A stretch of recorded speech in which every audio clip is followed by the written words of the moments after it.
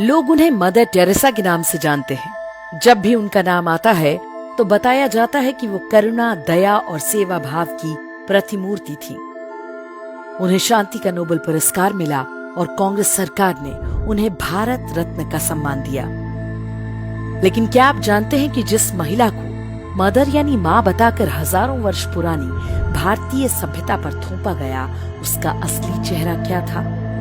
आगे जो बातें हम आपको बताने जा रहे हैं उन्हें हमने मदर टेरेसा के साथ काम कर चुके डॉक्टर अरूप चैटर्जी के हवाले से लिया है। अरूप चैटर्जी ने कलकत्ता और देश के अलग अलग इलाकों में मदर टेरेसा और उनके मिशनरीज ऑफ चैरिटी के काम को बहुत निकटता से देखा था और जो कुछ उन्होंने देखा उसके बाद उनका मोह भंग हो गया। उन्होंने अपने अनुभवों पर 2 पुस्तकें लिखी जिनके नाम है Mother Teresa the untold story और Mother Teresa the final verdict. इन पुस्तकों में उन्होंने टेरेसा की काली दुनिया के बारे में ढेरों अकाट्य तथ्य रखे हैं। भारत में आए दिन आप गरीबों के इलाज के नाम पर अंधविश्वास और धर्मांतरण का जो खेल देखते हैं, उसकी शुरुआत टेरेसा ने ही की थी। वे गरीबों का इलाज जादू टोने से करती थी। लोगों को बताया जाता था कि उनकी बीमारियों का कारण हिंदू देवी देवता हैं। टेरेसा दुनिया भर से गरीबों के नाम पर फंड लाती थी, लेकिन कलकत्ता में उन्होंने एक भी ढंग का अस्पताल नहीं बनवाया। टेरेसा की संस्था मिशनरी ऑफ चैरिटी के सेंटर्स में गरीबों पर नई दवाइयों के परीक्षण कराए जाते थे, यानी मजबूर लोगों को गिनी पिग बनाया जाता था। कई बार उन लोगों की मौत हो जाया करती थी। टेरेसा कहती थी कि जीसस ने उन्हें अपने पास बुला लिया। लेकिन वर्ष 1991 में मदर टेरेसा खुद बीमार हुई तो अमेरिका के कैलिफोर्निया के अस्पताल में जाकर इलाज करवाया। टेरेसा के सेंटर जीवन से अधिक मृत्यु की जगह बन गए थे। वहां लाए जाने वालों को मरने के लिए छोड़ दिया जाता था।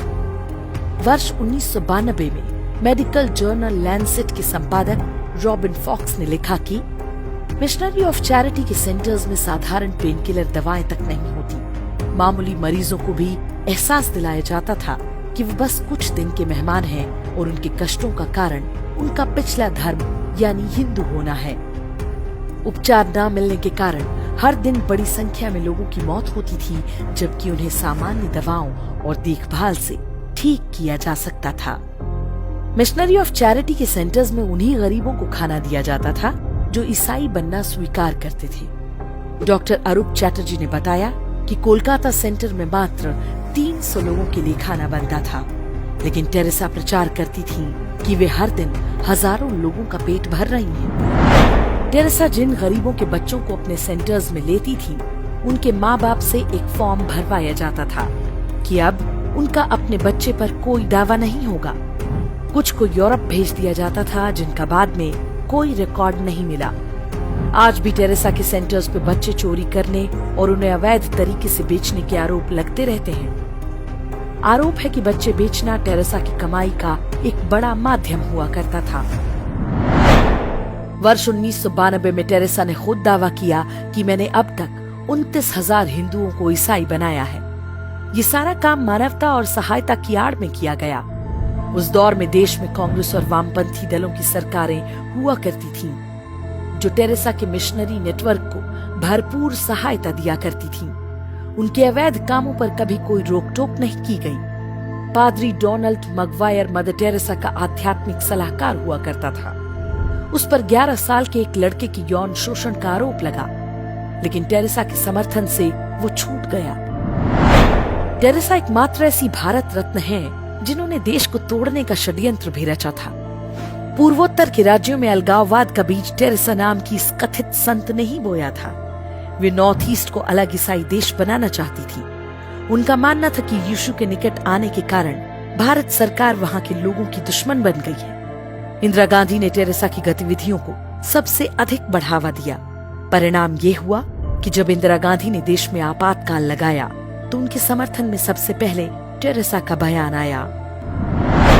दुनिया के सबसे भ्रष्ट तानाशाह टेरेसा की मिशनरी ऑफ चैरिटी को सबसे ज्यादा फंड दिया करते थे। हथियार कंपनियां और ड्रग्स तस्कर भी टेरेसा को खूब चंदा देते थे।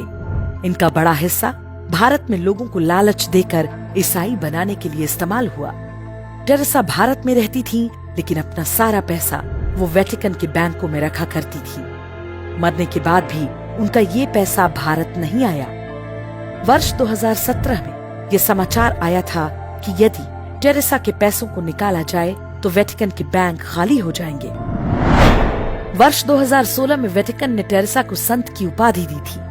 जिन 2 चमत्कारों के आधार पर उन्हें संत घोषित किया गया, वो दोनों फर्जी साबित हो चुके हैं। दावा किया गया था कि पेट में ट्यूमर से जूझ रही पश्चिम बंगाल की एक महिला मोनिका बेसरा ने एक दिन अपने लॉकेट में मदर टेरेसा की फोटो देखी। उसके बाद उसका ट्यूमर पूरी तरह ठीक हो गया।